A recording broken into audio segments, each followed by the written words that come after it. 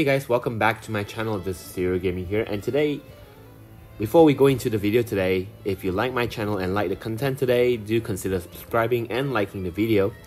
And of course, if you want to further support my channel, there's a join button where you can join up my membership to further enjoy some additional perks and benefits.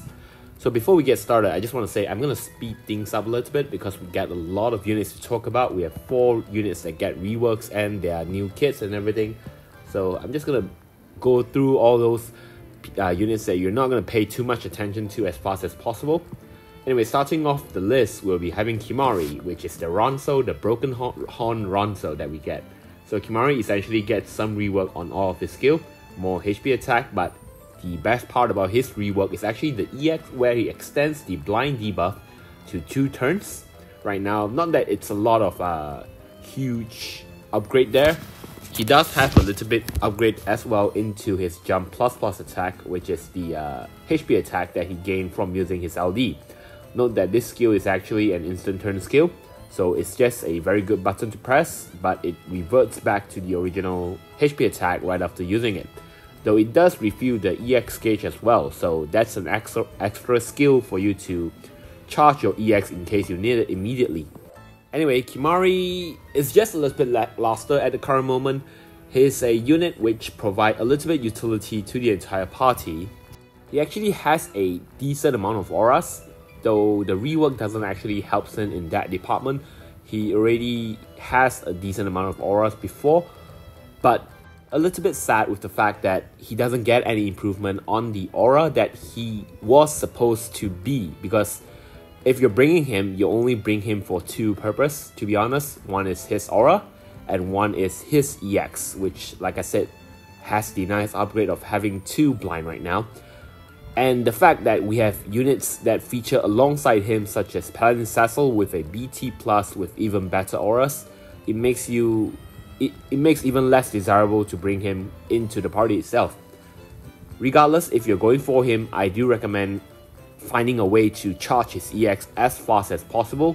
So units like Selfie, Ram, Afmao are some examples where he can just take turns to at least to help him to speed up his recast. Though honestly, when you have units like Edge, you have units like Vaughn that actually does the same thing but a lot more. Aside from that, Kimahri is just a little bit less desirable to run with, and having that total blindness doesn't help when the enemy have guarantee attack, so that sort of pull him off, because his only really good reason to bring him is for that total blindness, which other characters can perform and have more utility aside from that.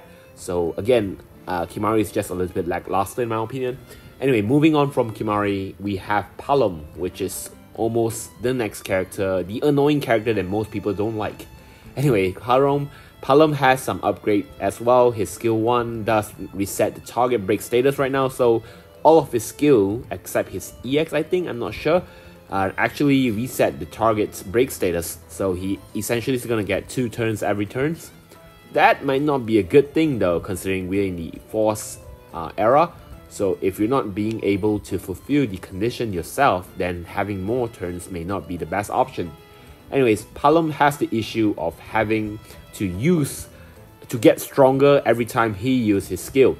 Like his skill 2 for example, it actually has 4 different phases, and using it every time actually gets stronger. So the first 2 or 3 times is going to just be a waste of his skill I guess, but he does get a lot of turns like I said.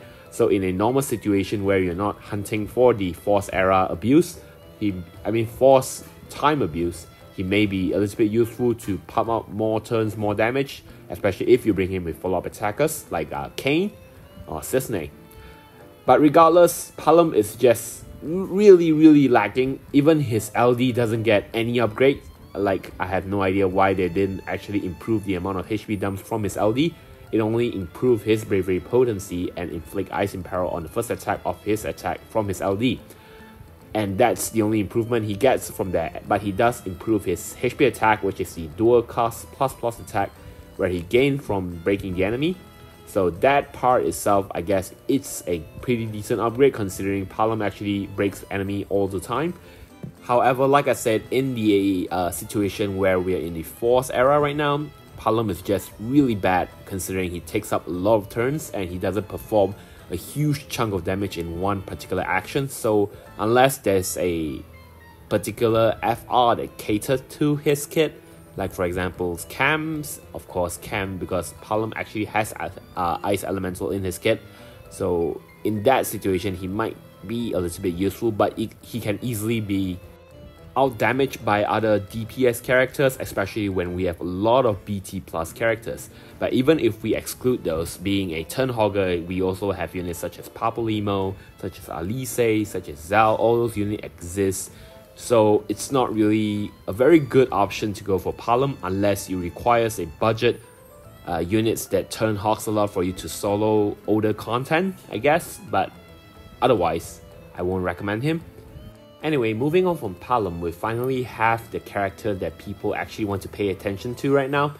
So Paladin Cecil is next in line for the rework, along with a new BT plus attack, BT plus upgrade. So his skill 1 actually get more usage, and as well as his skill 2, but the best part is his additional ability now having extend up to 7 turns, so it means that his Holy Enchant will now has longer longevity. But the only attack that really deals a lot of damage from Paladin Cecil is his LD and his EX, so bear that in mind because you want to couple that usage with his with the force time that you have, since his skill 1 and skill 2 is not exactly the most damaging skill from Paladin Cecil or from any characters in the overall consensus. Anyway, his BT plus right now actually improve his Brave damage cap and the party HP damage cap, so that's really what you want from a support character. So I won't say Paladin Cecil is bad with his upgrade, he's actually pretty decent. The auras, especially if you BT plus him, is actually quite worthy to be put into the party for that itself. However, with the fact that he doesn't have much utility aside from providing auras and healing to the entire party, I would say that Paladin Cecil is still a little bit lacking. He does have Holy Enchant, but let's be honest, it's not really hard to gain access to Holy Enchant right now, especially when we have calls like Ash Call. So that itself just makes Paladin usability a little bit less important than when he was released during his LD and Burst debut. So my opinion for Paladin Cecil, if you're running with him, currently there's no FR that ties to Holy Attack, but we will have them in Sabine's, I think. If I recall, Sabine's the next in line for the Holy Attack FR condition. So if you're running Paladin Cecil, that would be your prime option. Do note that since Paladin Cecil has Holy Elemental tied to his kit, his capability of increasing the FR will be limited a little bit, so that is going to be the same for almost all characters that has a specific elemental tied to their kit. Yeah, so you might want to be careful about that when bringing them to a specific FR that doesn't actually fulfill their condition by using this character. For example, if you're running Braska, then Paladin Cecil, even with Ignis Call, won't be attacking or triggering the fire elemental attack condition, unless of course you're running Lulu, which is not always the situation for most elemental, because we don't have true enchant for all of the elemental right now. We only have water from Rydia as well as fire from Lulu, if I recall. Not sure whether we have anything more, but yeah, that is the option we have right now. Anyway, moving on from Paladin Cecil, finally we came to the main prize of the banner, which is Cam himself. So Cam essentially gets some reworks in his kit. The variant of the plus version can actually be obtained by using his additional ability, so it's not really that hard to gain the plus version. He's a very crowd control unit, as you can see, with a lot of paralysis, delays, and attack down to the entire enemy with the upgrade. He does have a little bit more HP dumps with his skill 1 and skill 2, and a little bit more usage right now to increase his longevity, but that's not really the important part that you want to look at. The best part about him is actually his new weapons, which is his BT and his FR. So his BT essentially now provides a 20% party HP damage and Brave damage cap up, but it also inflicts a new frame debuff on all enemy, and this debuff is inflicted every time the party members takes an action. So what this debuff does is actually it works like a trap. It goes in one turn, but like I said, it's easily applied. It provides a 50% brave damage resist down to the entire enemy, and it paralyzes them.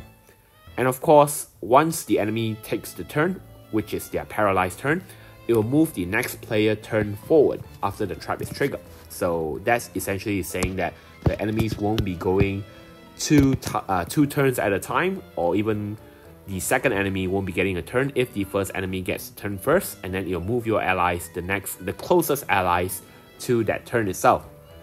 That makes Cam a little bit easier to reapply the paralysis once that particular ally take a turn or take an action.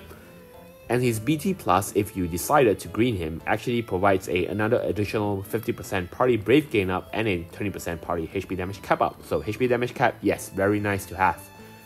But the best part about Cam is actually his FR, because of how it's easily accessible and abusable with this BT effect.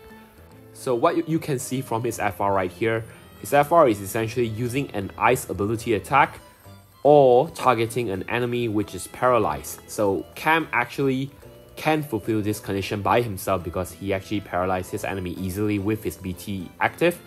And having ice and ability is not really that hard, considering that his EX upgrade actually allows Cam to always have ice enchant to himself. However, do note that Cam actually doesn't enchant the party ice elemental attack or ice elemental. So in this case, you will need calls to actually assist you to help Cam achieve his FR condition. Calls such as Kurasame, Snow, and Keita is what I have in mind for an ice ability attack right now. Although Kurasame is the only one that actually enchants the entire party, whereas Keita and Snow actually enchants the callers only. However, the other condition, which is target is unable to act, which is also to say that if the target is paralyzed or sleep, for example, but paralyzed is the easiest part right now because that is what Cam does. So if you don't have Cam's BT, you're going to want characters like Shantoto or like Cloud to actually help you with that, because it is just easier for them to apply the paralyze, whereas Cam does have it, but he needs the access to the plus version of his skill 1 to guarantee the paralysis.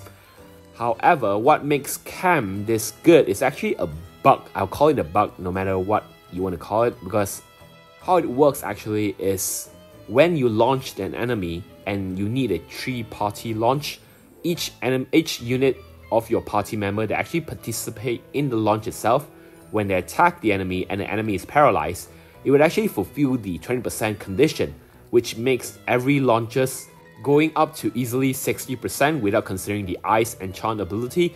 That makes it very, very powerful. However, like I said, because the condition itself did not specify initially, from what you can see here, that launchers actually increase the condition for each party member that participates. So this is actually considered a bug, because launchers doesn't consider as a HP attack. That is for sure. I mean, it doesn't consider as another unit performing the same condition, because if we take a look at future FR such as Rinoa, who has the condition of having to perform an attack while your HP is not at 100%, and then even with launchers, it doesn't boost the additional condition. So that itself you can almost confirm that Cam's FR condition is actually not intended for this particular FR boost to happen during launches. However, the HP damage bonus up is being ignored by the developer, and it continues to exist even now in JP.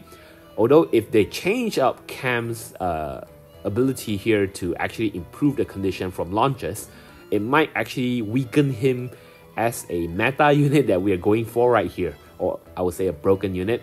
He'll be not broken any longer, because the maximum you can go is now up to only 40% instead of 80%, which makes him a lot similar to Braska, but a little bit harder to fulfill because he needs more investment for his second condition, which is the target is paralyzed part, to be easily fulfilled. So then that again will actually change the entire way of most people pull, I guess. In my opinion, I hope a little bit that Camps will not experience this bug as what we experienced in JP, because it just totally broke the game, especially on how we focuses on the FR condition.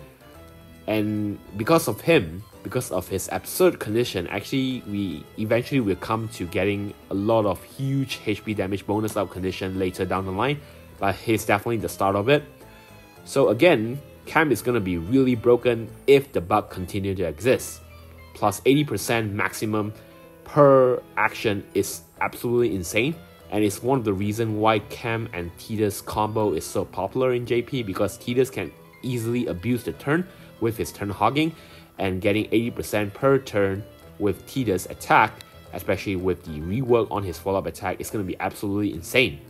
So Cam, yes, I think if the bug, like I said, continue to exist, which I'm not sure, it will definitely solidify Cam as a very broken meta unit that will be safe for skipping a lot of upcoming unit. And I'll say that his banner alone, that makes his banner alone a very high priority banner, very high priority banner even, because it's just gonna show you how good his FR will be for a very long time, because we don't actually get a condition that adds up to 80% per action taken without supercharger easily. So yeah, I think Cam is just really good, and if you're a newer player, focusing on Cam's FR definitely will help you to actually ignore, I won't say ignore, but you can easily skip a lot of upcoming FR to actually help you save up your resources, especially on enhancement board, and I mean enhancement point.